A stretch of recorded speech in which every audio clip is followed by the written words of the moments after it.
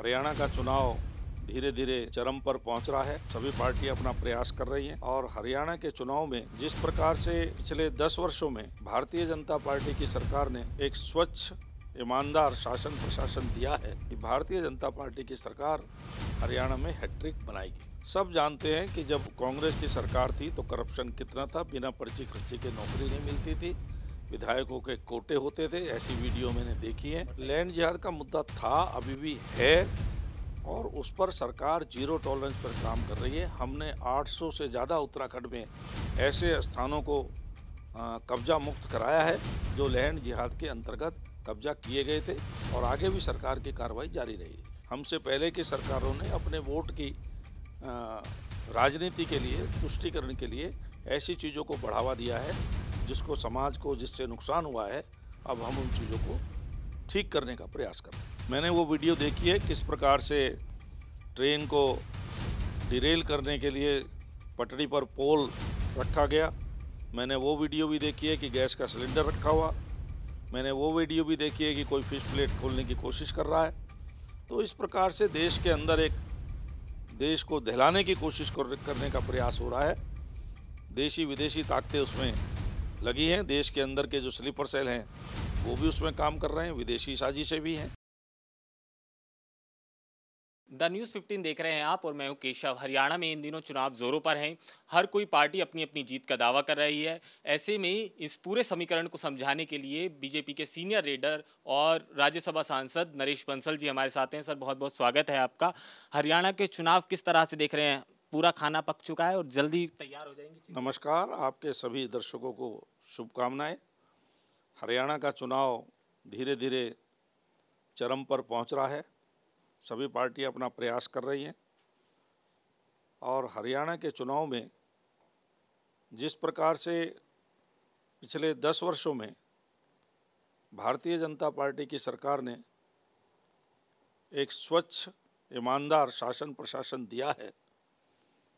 पहली बार वहाँ पर युवकों को बिना किसी जाति भेद के, बिना किसी पर्ची और खर्ची के, उनके मेरिट के आधार पर नौकरियां मिली हैं। गांव-गांव में इसकी चर्चा है और भ्रष्टाचार और अपराधों पर जीरो टॉलरेंस रही है। विकास के काम हुए हैं जिस प्रकार से उससे कोई भी व्यक्ति विश्लेषण कर सकता है कि भारतीय जनता पार्टी की सरकार हरियाणा में हैट्रिक बनाएगी। हरियाणा में हैट्रिक की बात करें, वहीं कांग्रेस तो आरोप लगा रही है कि नॉन स्टॉप करप्शन पहुंच गया, उसके बाद अंधाधुंध क्राइम बढ़ता जा रहा है और सारी चीज़ें बीजेपी के राज में हो रही हैं। सब जानते हैं कि जब कांग्रेस की सरकार थी तो करप्शन कितना था, बिना पर्ची खर्ची के नौकरी नहीं मिलती थी, विधायकों के कोटे होते थे, ऐसी वीडियो मैंने देखी है। जो टैलेंट पर नहीं, विधायकों की कृपा पर, मंत्रियों की कृपा पर लोगों की नौकरी होती थी।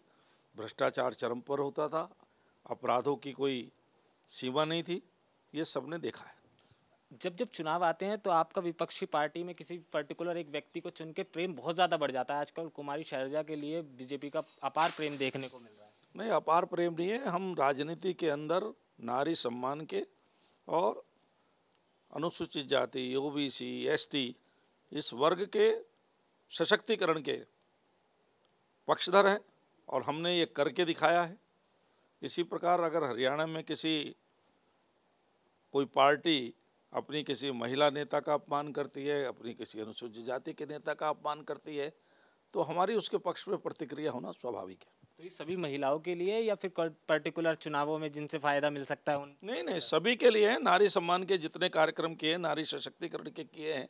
आपने देखा है मोदी जी की सरकार में 1 करोड़ से अधिक महिलाओं को लखपति दीदी बनाया गया है, द्रोण दीदी बनाया गया है, कृषि सखी बनाया गया है, लोकसभा विधानसभा में 33% आरक्षण दिया गया है और देश की राष्ट्रपति आदरणीय द्रौपदी मुर्मू जी एक आदिवासी महिला हैं, देश के उपराष्ट्रपति एक जाने माने वकील हैं और उस वर्ग से आते हैं।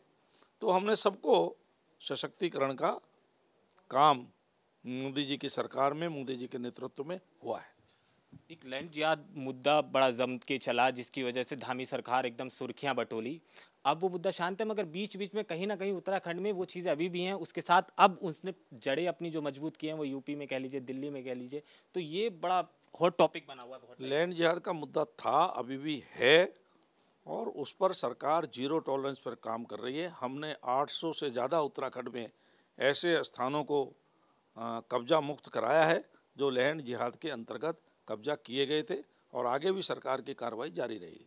ये सारी रूपरेखा बनती कैसे? अगर सरकार इन पे काम करे, जाहिर सी बात है ये सारी चीज़ें होती होंगी, एक ही दिन में सब चीज़ें तैयार थोड़ी ना हो जाती हैं। और बीजेपी तो मशहूर भी इस तरह से है इन सारी चीज़ों के लिए। नहीं, हम तो उन सारी चीज़ों से मुक्त कराने का काम कर रहे हैं। पहले की सरकारों ने, हमसे पहले की सरकारों ने अपने वोट की राजनीति के लिए, तुष्टीकरण के लिए ऐसी चीज़ों को बढ़ावा दिया है जिसको, समाज को जिससे नुकसान हुआ है। अब हम उन चीज़ों को ठीक करने का प्रयास कर रहे हैं। ये लैंड जिहाद के साथ साथ आज कल एक हॉट टॉपिक जो जाग रहा है वो है ट्रेन जिहाद का। बड़े ट्विटर पे बड़ा ज़बरदस्त ये ट्रेंडिंग में रहता है। आपने वो तस्वीरें देखी, वो वीडियो देखी? मैंने वो वीडियो देखी है, किस प्रकार से ट्रेन को डिरेल करने के लिए पटरी पर पोल रखा गया। मैंने वो वीडियो भी देखी है कि गैस का सिलेंडर रखा हुआ। मैंने वो वीडियो भी देखी है कि कोई फिश प्लेट खोलने की कोशिश कर रहा है। तो इस प्रकार से देश के अंदर एक देश को दहलाने की कोशिश करने का प्रयास हो रहा है। देशी विदेशी ताकतें उसमें लगी हैं। देश के अंदर के जो स्लीपर सेल हैं वो भी उसमें काम कर रहे हैं, विदेशी साजिशें भी हैं। तो इसलिए आपके माध्यम से भी मैं आपके सभी दर्शकों से अपील करता हूं, निवेदन करता हूं कि वे जागरूक रहें और देश के अंदर इस प्रकार की घटनाएं ना हों, इसके लिए वे भी अपने दायित्व का निर्वहन करें। बहुत बहुत धन्यवाद हमसे बात करने के लिए। नरेश बंसल जी, बीजेपी के सीनियर लीडर हमारे साथ थे, जिनका साफ तौर से कहना था कि हरियाणा के चुनावों को देखकर लगता है कि बीजेपी की सरकार पूर्ण बहुमत से बन रही है। इसके साथ ही लैंड जिहाद और ट्रेन जिहाद पर भी खुलकर अपनी बात रखी। अब आने वाले समय में देखना होगा, कुछ ही समय का समय बचा है और हरियाणा में किसकी सरकार बनती है ये 5 तारीख को साफ हो जाएगा। लोक जनता तय कर देगी।